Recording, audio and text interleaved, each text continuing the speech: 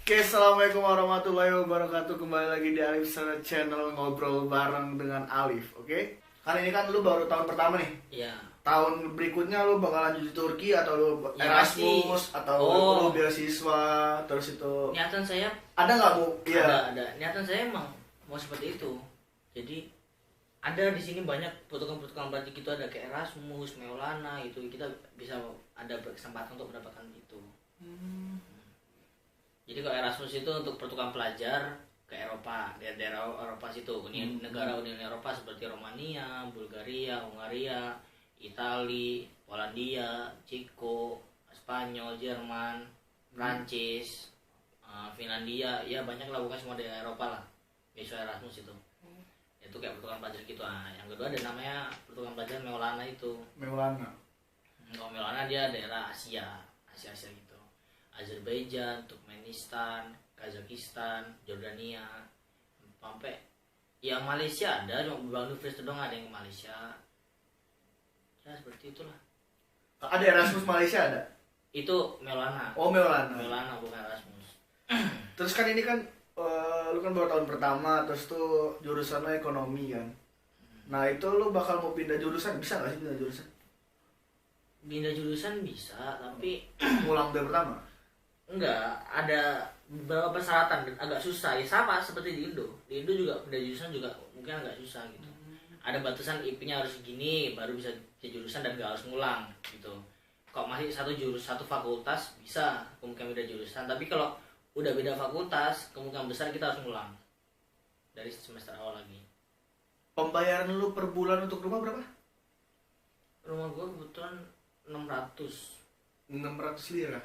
Iya. Dibagi, lu sendiri tuh 600 lira? Enggak, Oh. kan kita tinggal bareng-bareng. Dia berapa itu? Khususan lu aja berapa per bulan? Urusan gua ya 400.000, 300.000. Murah amat sih. Wih. Hidup lu murah gitu ya?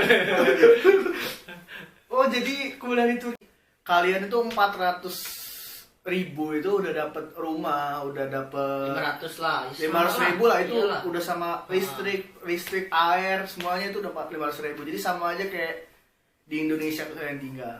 Jadi pemikiran kalian yang mahal tentang Eropa yang mahal tuh beda. Emang di Turki itu murah. Nah, terus pengalaman lo ini gimana ndak? Kan lo kan tahu nih negara Turki itu seperti apa. Sekarang ini kan lo tahu, tapi kan lo kan sebelumnya itu belum tahu sih Turki itu kayak apa kan.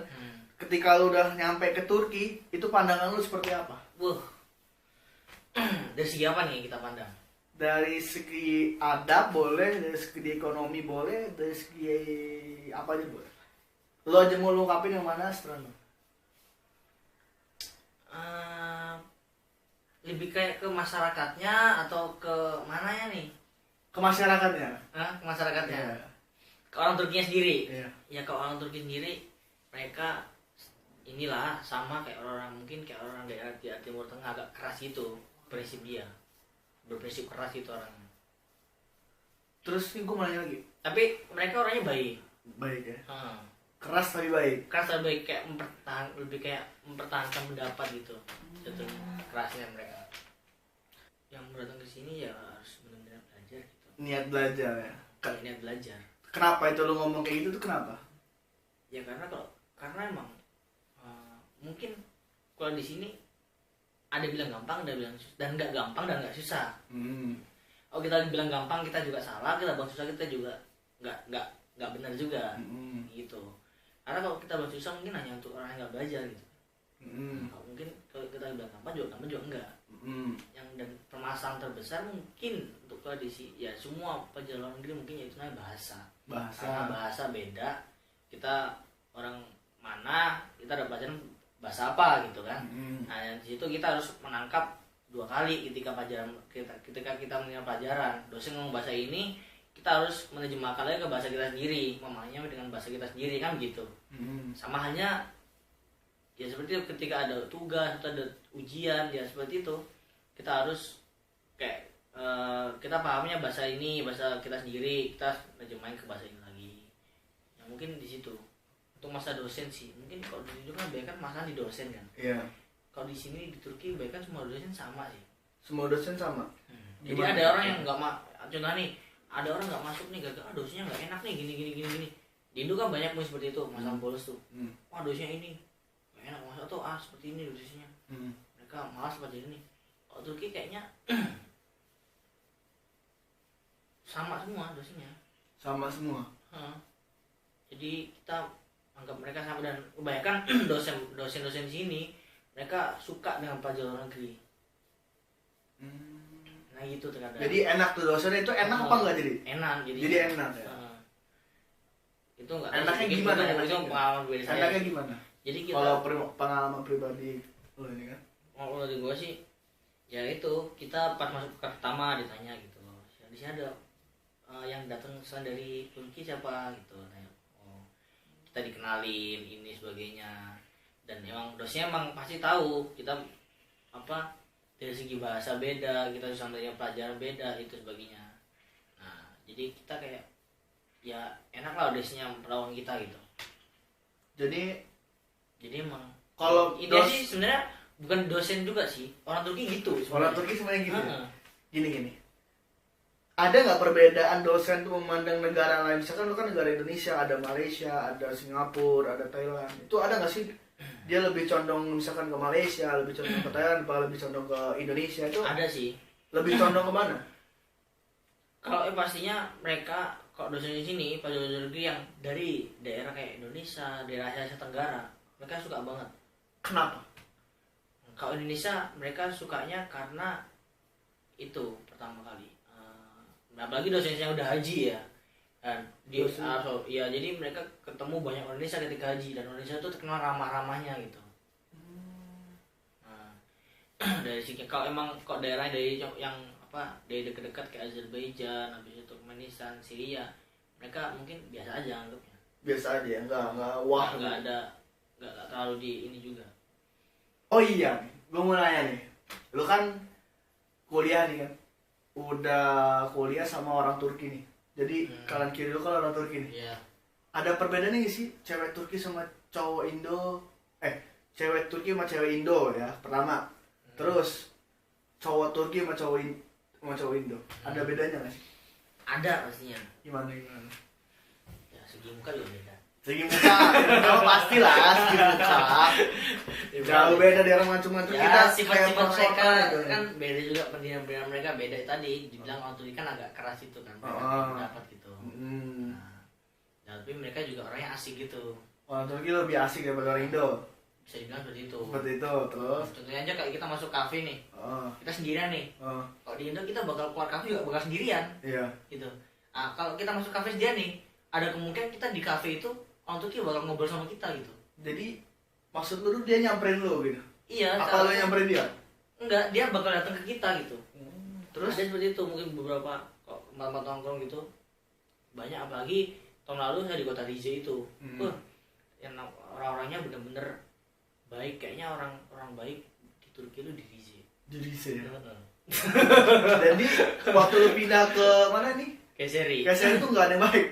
ada juga. Gimana mungkin tuh? Tapi nggak sebaik orang Rize mungkin. Nggak sebaik orang Rize. Baiknya jadi gimana nih bedanya cewek Turki sama cewek Indo nih pertama? Dari segi apa gitu? Penampilan, adab, atau cara mereka setiap hari keseharian mereka, apa mereka mandi, apa mereka nggak mandi, apa mereka suka masak, apa mereka nggak masak gitu kan? Iya. Segi muka beda pastinya. Segi muka beda.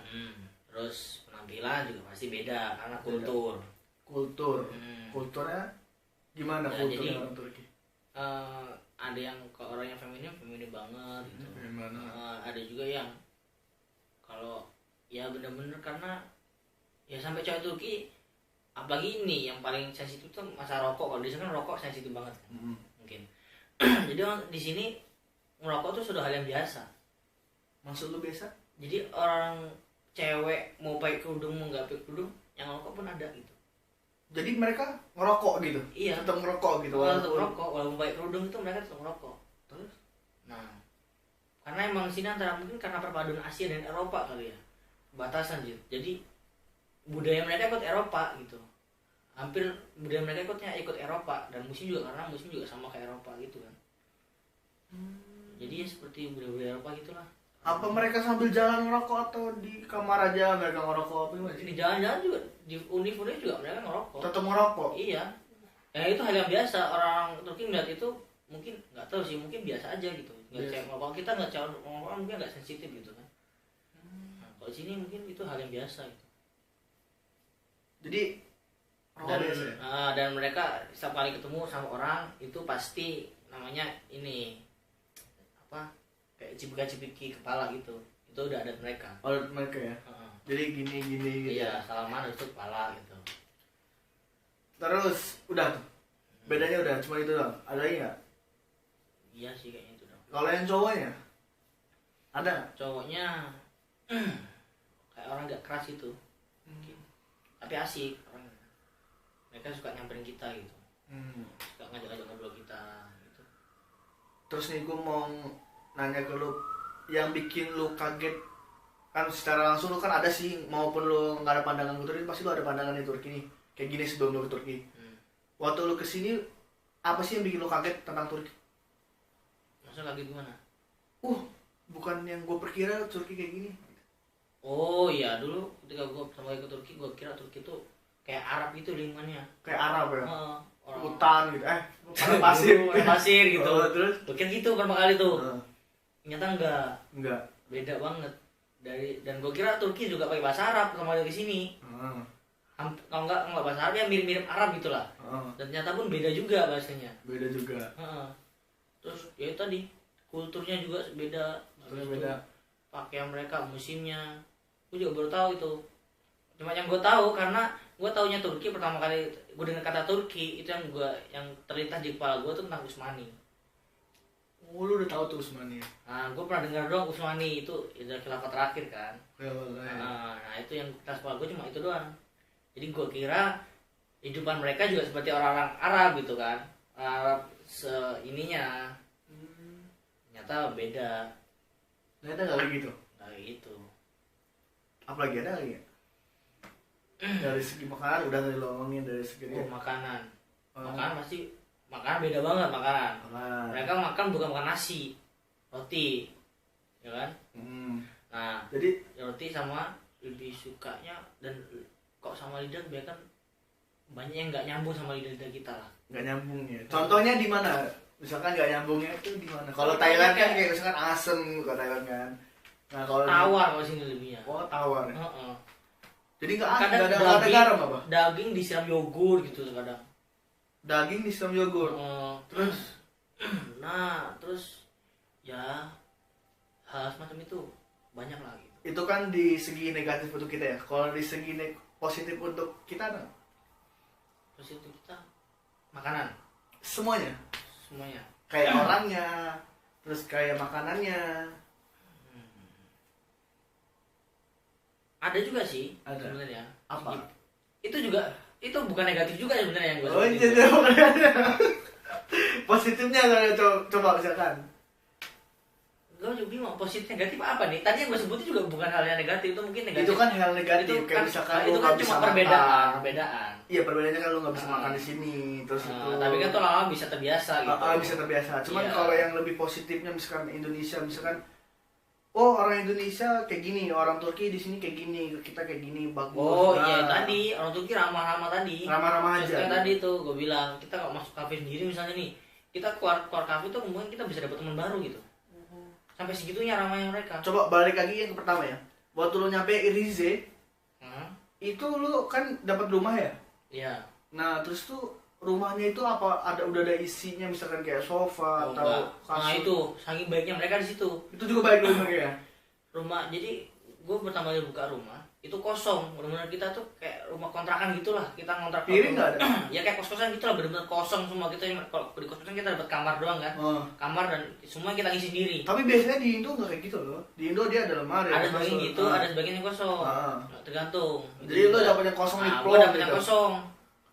Dan karena orang Turki segitu baiknya, jadi gue tuh kulkas, meja cuci, meja makan, kompor, sofa, karpet, kasur, semua tuh dikasih sama orang Turki. Terus? Itu baiknya mereka situ mungkin. Ya banyak sih punya kayak gitu mereka orangnya murah hati sih. Murah hati ya. Heeh. Itu kan kayak jenis barang. Apa lu pernah dikasih uang? Kasih uang pernah juga. Pernah pas ini? Diri sendiri sering.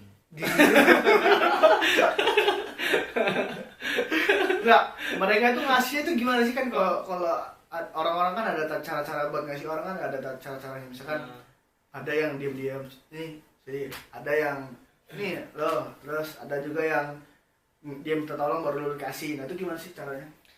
Ada cara-cara mereka ngasih itu gimana? Bukan cara lo mendapat duitnya ya? Enggak, bukan. Gua nggak pernah namanya ngarep dikasih. Oke. Emang tiba-tiba aja mereka ngeliat kita gitu, kita ngajak ngobrol kita, atau kita kasih duit sama mereka.